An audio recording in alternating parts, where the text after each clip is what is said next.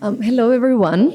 This is Hakim. I am coming from Cecil Housing Co-op in Brighton. I've been living there for over a year and a half, and I've been being the secretary since then. So, where's Cecil? Cecil, was already very talked about in the previous presentation, so I will go super fast with the context. So CSALT means Southeast students autonomously living together. In the place where the little dot is placed is where the house is in the outskirts of Brighton and very, very close with the University of Sussex and the University of Brighton, and you can literally walk from the university to the house. There are 7 rooms, 1 living room, 3 full bathrooms. It's a place for 7 members. Sometimes we are 8, sometimes 10, but most of the time 7. And over there, the name of the street is Appledore Road, and we just made some nice logos about apples and anarchy. These are the original architectural plans of the house, how it used to be before it was modified. So you can see over there the 3 floors and the amount of rooms it existed before. So I will not dive into the context anymore, but basically the project started in 2018, was led by University of Sussex students with the collaboration of the Brighton Hove Community Land Trust. In August 2018, it became finally a registered housing co-op, and in the summer of 2021, we finalized the purchase of the first house, and in that September of 2021, finally students moved in. So over there's a little scheme about how does CSAL works and what are the relationship with all the other supporting organizations. So as Lisa was saying earlier, we were able to raise around 336,000 out of investors and supporters, so that was really amazing. Well, so now we have the house. Then what? For a long time, the working groups of CSALT has been developing the principles and the policies that we would like to put in action when we had a house. After getting the house, we subscribe with the principles of cooperative housing. And the principle number 2 says, democratic member control. Cooperatives are democratic organizations controlled by their members who actively participate in setting their policies and making decisions. Nevertheless, what does that mean? So I want to tell you a little story, that's something that happened the other day that exemplify this idea of putting the members at the center. We were all in CSALT, having some dinner, and then we were given in adoption some kitties that we had. And then 2 guys that we didn't know arrived to CSALT to get to know the kitties and see if they wanted to adopt them. And they arrived, and they were like, oh my God, this is where I used to live when I was a student, said one of them. And they were like, and the house is so modified, can I have a tour? And we were like, oh yeah, sure, we can walk you.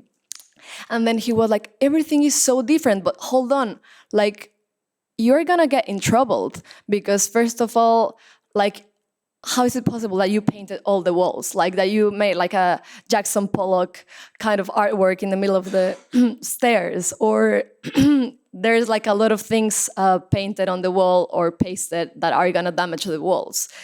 Or just the fact of cats living there and we breaking the door to make a little door for the cats was what the landlords are gonna say.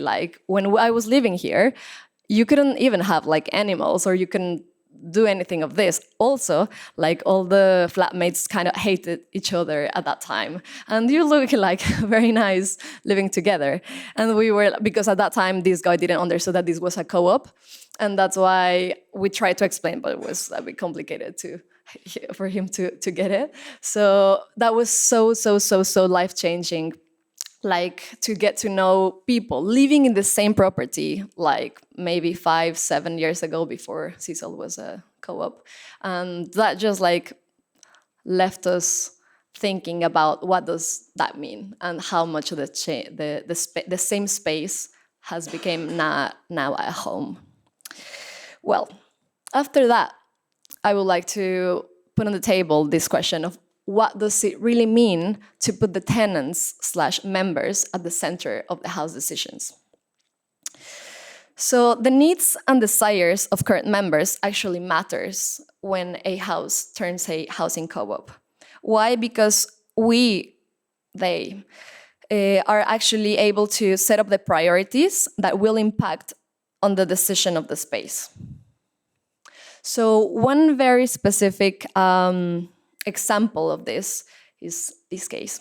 So there are desires that modifies the space, for example, the decoration, the identity of the place, the policies we design, the political projection, or the idea of having the house as an activist meeting point, for example. We have a living room, which generally we would like to not use it as a room, could be a room because it has a door and everything, but we decide actively to have that as a place to meet or a place where other activists like traveling can say. But also, there are other type of needs modifying the space, for example, regarding accessibility. So since some of the members that were the founders of CSALT or were like past members had like mobility issues, there was this proposal of making a new accessible WC and shower, sort of wet room, that could meet this need. So this was the proposal. The Community Land Trust like managed the hiring the contractors and everything. And then this was the kind of result of the modifications of the space. So in the first plan, we can see how the space used to be. And in the second one is like how it ended up looking like after the bathroom was converted into an accessible bathroom where a wheelchair can actually get inside, or like, I don't know how to say the little things to hold, but well, that was kind of the result of the modification. So this was kind of one of the main examples about how the space can be transformed based on the needs of the current residents and as well from their desires. So it is true that getting the house was one of the most challenging parts, but sustaining the project is a long-term run. So addressing the needs and the sustainability of the project is not an easy task. It requires a constant organization, commitment, and renovation, mostly when, like all the time, there are different students arriving and leaving and arriving and leaving, and it's very hard to keep that like constant and that the right people arrives to kind of keep on sustaining the house and growing the movement.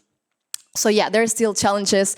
Of course, not all the physical problems of the house are easily addressed and fixed like as in other places, but we are like permanently recreating the ways we can sustain, we can fix, and we can redesign the space. So these are like nice pictures of past members of CSALT coming back to CSALT and helping with their knowledge to fix things on the house. There are pictures of like the gatherings that we have hosted in the past with like other members joining, getting to know the house. That's our garden. We are planning like a planting and harvesting season the next month. And all of that worth it because it's about designing the space from a member heart. And that was all. Thank you.